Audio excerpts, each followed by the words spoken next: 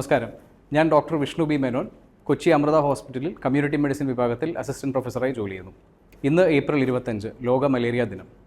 മലമ്പനിയെക്കുറിച്ച് അല്ലെങ്കിൽ മലേറിയയെക്കുറിച്ച് നമ്മുടെ അവബോധം വർദ്ധിപ്പിക്കാനും നമ്മുടെ പ്രതിരോധ പ്രവർത്തനങ്ങളെ ശക്തിപ്പെടുത്താനും വേണ്ടി നമ്മളെ ഓർമ്മിപ്പിക്കുന്നൊരു ദിനമാണെന്ന്. മലേറിയ എന്ന് പറയുന്നത് ഒരു കൊതുകുജന്യ രോഗമാണ്. അതായത് പ്ലാസ്മോഡിയം എന്ന് പറഞ്ഞ ഒരു രോഗാണു മൂലമാണ് ഈ രോഗം ഉണ്ടാകുന്നത്. പക്ഷേ ഇത് രോഗം മനുഷ്യരിൽ പടർത്തുന്നത് ഒരു കൊതുകാണ്.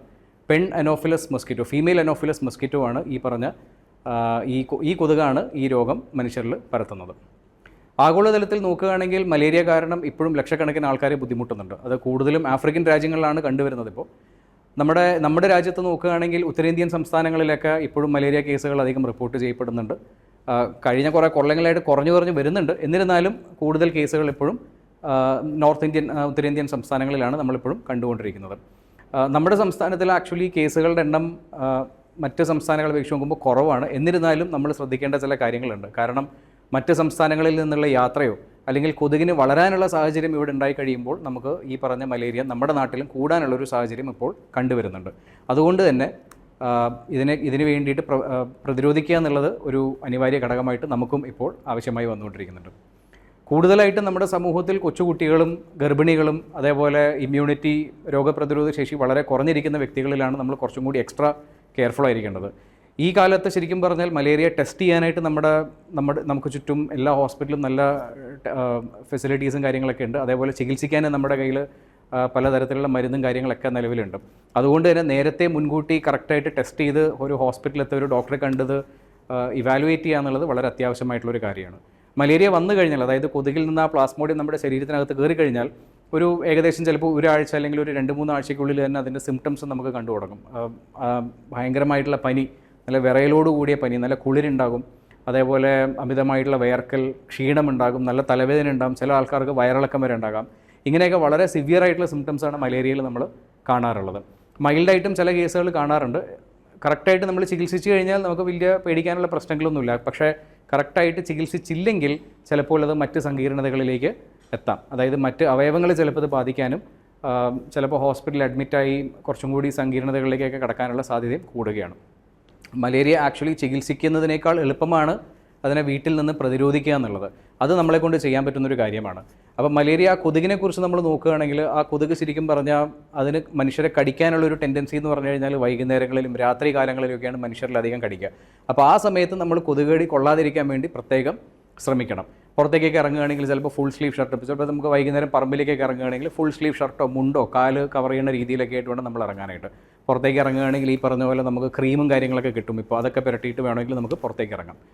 പിന്നെ അതേപോലെ നമ്മൾ കിടന്നുറങ്ങുന്ന സമയത്ത് കൊതുക് ശല്യം രൂക്ഷമായ സ്ഥലമാണെങ്കിൽ ഇപ്പോൾ നമുക്ക് നെറ്റൊക്കെ അവൈലബിൾ ആണ്. ആ നെറ്റ് യൂസ് ചെയ്ത് നമുക്ക് കിടക്കാൻ ശ്രമിക്കാം. പിന്നെ പല വീടുകളിലും നമ്മൾ വിൻഡോയിലും ഡോറിലൊക്കെ സ്ക്രീനിങ് ഇപ്പോൾ അവൈലബിൾ ആണ്. അപ്പോൾ അതിലൂടെ കൊതുക് വീട്ടിലേക്ക് കടക്കുന്നില്ല എന്നുള്ള രീതിയിൽ നമുക്ക് ശ്രദ്ധിക്കാൻ പറ്റും. അപ്പോൾ അങ്ങനെയൊക്കെ ചെയ്യുമ്പോൾ തന്നെ കൊതുകടി കൊള്ളാതിരിക്കാനായിട്ട് നമുക്ക് കുറേ കാര്യങ്ങൾ ചെയ്യാൻ പറ്റും. മറ്റൊരു പ്രധാന കാരണം എന്ന് പറഞ്ഞാൽ ഡ്രൈ ഡേ ആചരിക്കുക എന്നുള്ളതാണ്. അതായത് ആഴ്ചയിൽ ഒരിക്കൽ ഞായറാഴ്ചകളിൽ വീടുകളിൽ, നിങ്ങളുടെ സ്വന്തം വീടുകളിൽ വീട്ടുവളപ്പിൽ നിങ്ങളൊന്ന് ശ്രദ്ധിച്ച് നോക്കിയാൽ മതി. കാരണം ഈ കൊതുകിന് ശുദ്ധജല വെള്ളത്തോടാണ് ഒരു പ്രത്യേക താല്പര്യമുള്ളത്. അവിടെയാണ് ഇതിന് മുട്ടയിടാനും വളരാനുമൊക്കെ ഒരു ടെൻഡൻസി ഉള്ളത്. അപ്പോൾ എല്ലാ ആഴ്ചയും നിങ്ങൾ വീടിൻ്റെ വളപ്പിലൊന്ന് പോയിട്ട് കുപ്പികൾ, പാട്ടകൾ അല്ലെങ്കിൽ ചിരട്ടകൾ ഇതിലൊക്കെ വെള്ളം കെട്ടി കിടക്കുകയാണെങ്കിൽ ആ വെള്ളം ഒന്ന് കമഴ്ത്തി കളഞ്ഞാൽ മതി. അത് ആഴ്ചയിൽ ഒരു ദിവസം, കറക്റ്റായിട്ട് പറയുകയാണെങ്കിൽ ഞായറാഴ്ചയായിരിക്കും നമുക്ക് എല്ലാവർക്കും അനുയോജ്യമായിട്ടുള്ള ദിവസം. എല്ലാ ഞായറാഴ്ചയും നിങ്ങളുടെ വീട്ടിനൊരു കുടുംബം എല്ലാവരുമായിട്ട് ചേർന്നിട്ട് ഒരു ആക്ടിവിറ്റി പോലെ പങ്കെടുത്തിട്ട് ചുറ്റുമുള്ള ഇങ്ങനത്തെ ഓപ്പണായിട്ട് കിടക്കുന്ന സാധനങ്ങൾ, ചിലപ്പോൾ റബ്ബർ ടയറായിരിക്കാം, കുപ്പികളായിരിക്കാം, പാട്ടകളായിരിക്കാം, ചിരട്ടകളായിരിക്കാം, ഇതിലൊക്കെ വെള്ളം ഒന്ന് തട്ടിക്കളഞ്ഞാൽ തന്നെ നമ്മുടെ ആ പ്രശ്നം അവിടെ തീരുകയാണ്. ചില വീടുകളിൽ ഞാൻ കണ്ടിട്ടുണ്ട് ഇപ്പോൾ ഈ പറഞ്ഞ പോലെ ടാങ്കൊക്കെ ചിലപ്പോൾ വാട്ടർ ടാങ്കൊക്കെ ചിലപ്പോൾ ലിഡ് തുറന്നിട്ടായിരിക്കും ഇരിക്കുന്നത്. അത് നിങ്ങൾ വളരെയധികം ശ്രദ്ധിക്കണം. അപ്പോൾ ആ ലിഡ് അങ്ങനെ തുറന്നിരിക്കുന്ന സ്ഥലമാണെങ്കിൽ അത് അടച്ചു വയ്ക്കാനായിട്ട് നിങ്ങൾ ശ്രമിക്കണം.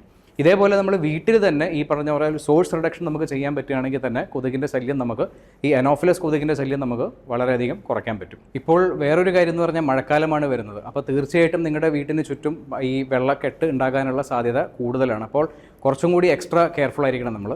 വീടുകളിൽ മാത്രമല്ല, ശരിക്കും പറഞ്ഞാൽ കൺസ്ട്രക്ഷൻ സൈറ്റുകളിലും ഈ പറഞ്ഞ വെള്ളക്കെട്ട് ഉണ്ടാകാനുള്ള സാധ്യതയുണ്ട്. അപ്പോൾ അങ്ങനെയുള്ള സ്ഥലത്തും ഈ പറഞ്ഞ പോലെ കൺസ്ട്രക്ഷൻ സൈറ്റുകളിലൊക്കെ വെള്ളക്കെട്ടുണ്ടെങ്കിൽ അവിടെ വർക്ക് ചെയ്യുന്നവർ, അവിടെ ജോലി ചെയ്യുന്നവർ അല്ലെങ്കിൽ അതിൻ്റെ ഉടമസ്ഥർ ഇതിനു വേണ്ടി എക്സ്ട്രാ കെയർഫുൾ ആകാൻ വേണ്ടി ശ്രമിക്കേണ്ടതായിട്ടുണ്ട്. അതേപോലെ അവിടെ വർക്ക് ചെയ്യുന്നവർക്കും ജോലി ചെയ്യുന്നവർക്കും അതിൻ്റേതായിട്ടുള്ള കാര്യങ്ങളൊക്കെ പറഞ്ഞു കൊടുക്കാനും, ഇങ്ങനെയൊക്കെ എന്തെങ്കിലും കാണുകയാണെങ്കിൽ അതിനെ ആഴ്ചയിൽ ഒരിക്കലും ഒന്ന് ക്ലീൻ ചെയ്യാനൊക്കെ ആയിട്ട് നിങ്ങൾ പറഞ്ഞു കൊടുക്കേണ്ടതാണ്. ഞാൻ നേരത്തെ പറഞ്ഞ പോലെ എല്ലാ ഞായറാഴ്ചയും നമ്മൾ കുറച്ച് ശ്രദ്ധ കൊടുത്തു കഴിഞ്ഞാൽ നമ്മുടെ വീട്ടിൽ കൊതുക് വളരാനുള്ള സാഹചര്യം നമുക്ക് കുറയ്ക്കാൻ പറ്റും. കൊതുകിന് വളരാനുള്ള സാഹചര്യം കുറയ്ക്കുമ്പോൾ തന്നെ ഈ പറഞ്ഞ പോലത്തെ മലേറിയയൊക്കെ നമുക്ക് നമ്മുടെ അടുത്തേക്ക് വരാതിരിക്കാനായിട്ട് നമുക്ക് പരമാവധി പ്രിവെൻറ്റ് ചെയ്യാനും പറ്റും. ഓക്കെ, അപ്പോൾ ഈ ലോക മലേറിയ ദിനത്തിൽ ഓർക്കുക, നമ്മുടെ വീട് തന്നെയായിരിക്കും നമ്മുടെ സംരക്ഷണത്തിൻ്റെ ആദ്യ പടി എന്ന് പറയുന്നത്. നമ്മുടെ വീട്ടിൽ തുടങ്ങിയാൽ തീർച്ചയായിട്ടും നമുക്ക് മലേറിയ ഈ നാട്ടിൽ നിന്ന് തന്നെ കംപ്ലീറ്റ്ലി കൺട്രോൾ ചെയ്യാൻ പറ്റും. നന്ദി. കൂടുതൽ വാർത്തകൾക്ക് news 18 Keralam YouTube channel subscribe ചെയ്യുക.